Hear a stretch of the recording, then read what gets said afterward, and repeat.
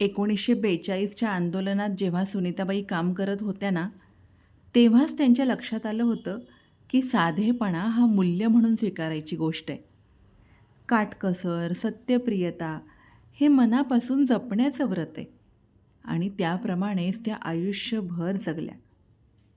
अहो, प्रामाणिक असावं म्हणजे किती?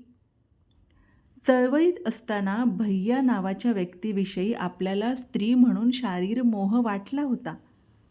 भैयाच्या चांगुलपणामुळेच काहीही चूक न होता आपण त्यातून बाहेर पडलो, हे प्रामाणिकपणे लिहायला सुनीताबाई कचरले नाहीत.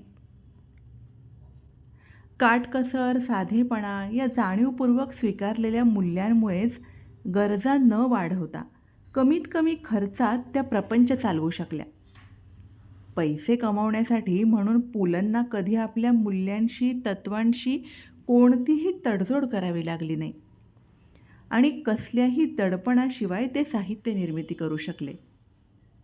शिवाय आपल्याजवळ जमलेल्या पैशांमधून पु ल देशपांडे प्रतिष्ठानचं डोंगरा एवढं काम उभं राहिलं.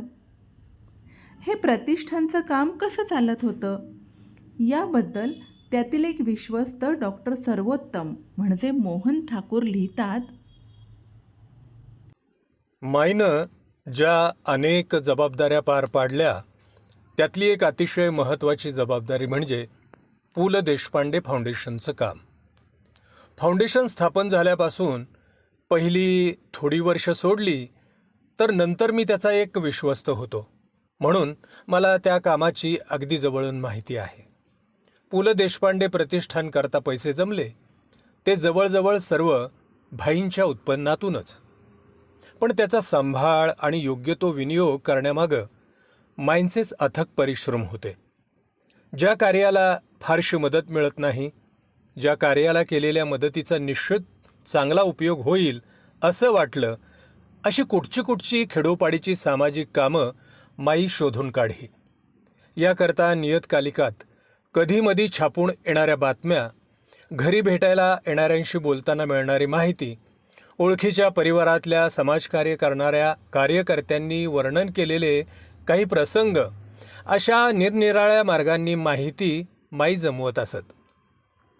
मग या संस्था अथवा व्यक्तींबद्दल त्रयस्थांकडून काही कार्याबद्दलची प्रतिक्रिया पण मिळायची, पण अंदाजे.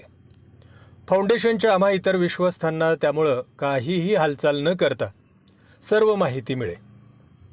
या दिलेल्या देणग्यांचा कुठेही गाजावाजा नसे. यातल्या जवळजवळ सर्व देणग्या सत्कारणी लागल्या, पण 1-2च देणग्यांचा व्हावा तसा उपयोग झाला नाही. एका विद्यापीठातल्या त्या विभागाचे पदाधिकारी बदलले आणि नवीन आलेल्यांना या कामात फारसा रस नव्हता. काम सुरू झालं खरं, पण नीट चाललं नाही. ती देणगी सत्कारणी लागली असं म्हणता येणार नाही. कोकणातल्या एका खेड्यात शाळेत मुलं आली की घरापासून दूरच्या शाळेपर्यंत उपाशीपोटी चालण्याच्या श्रमानं दमत असत आणि झोपत. कायम नापास होत. अशा मुलांना शाळेत आल्याबरोबर पेज देण्याचा प्रकल्प राबवण्यापासून ते जयंत नारळीकर असलेल्या आयुका संस्थेला दिलेल्या देणग्यांपर्यंतचा सर्वांचाच चांगला उपयोग झाला. फाउंडेशनचं काम माई करते. त्या चिकाटीने पुढे चालू ठेवणं आम्हाला कठीण होईल असं दिसल्यावर शेवटी पुलंच्या मृत्यूपूर्वी हे फाउंडेशन आम्ही मुंबईतल्या विलेपार्ले येथील लोकमान्य सेवा संघ या विश्वासू आणि कार्यरत संस्थेत विलीन केलं. तोपर्यंत फाउंडेशननं दिलेल्या देणग्यांची बेरीज जवळजवळ 1 कोटी रुपये झाली होती.